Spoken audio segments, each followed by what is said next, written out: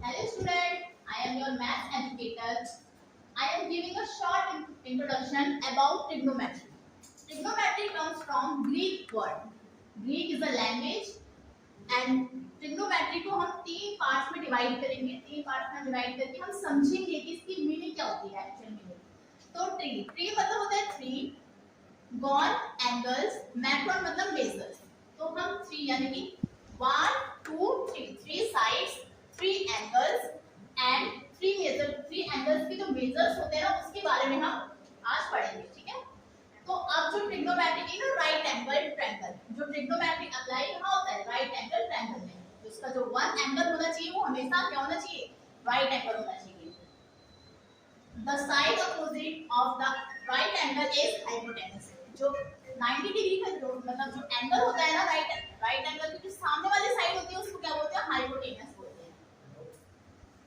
The side next to the angle is the adjacent side.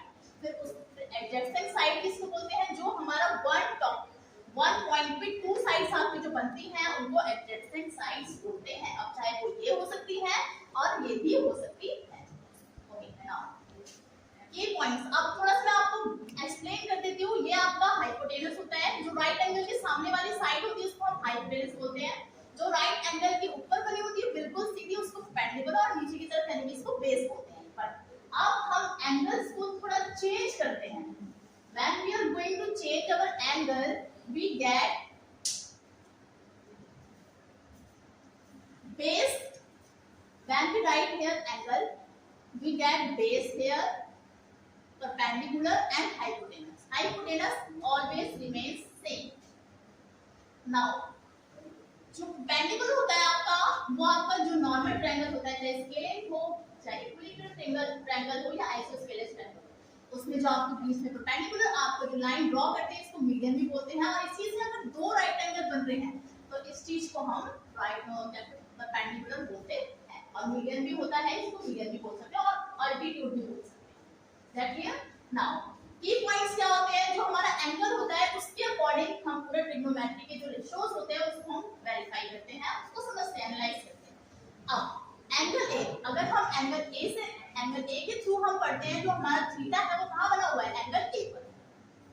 तो देखिए sign ए का जो फार्मूला होता है वो क्या होता है परपेंडिकुलर अपॉन में hypotenuse. This is our perpendicular. Already I have told you this is perpendicular and this is hypotenuse. And we are going to write the perpendicular is BC and hypotenuse is AC. Now cos A में जो आपका base होता है base upon में hypotenuse. Base equals to में AB and hypotenuse equals to में AC. tan A का मतलब क्या होगा tan A perpendicular upon में base. Perpendicular, this is our perpendicular and this is our base.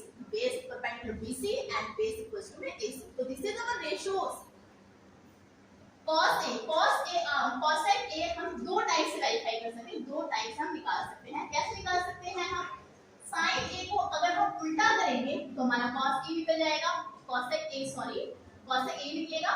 तो देखो cosec A में क्या होगा हाइपोटेनस अपॉन में परपेंडिकुलर. यहाँ पे देखिए sin के अगर हम देखते हैं तो यहाँ पे हाइपोटेनस नीचे था बट cosec में हाइपोटेनस ऊपर आ जाएगा और परपेंडिकुलर कहाँ आ जाएगा नीचे. तो हम इसको इस तरीके से लिख सकते हैं 1 अपॉन में sin A.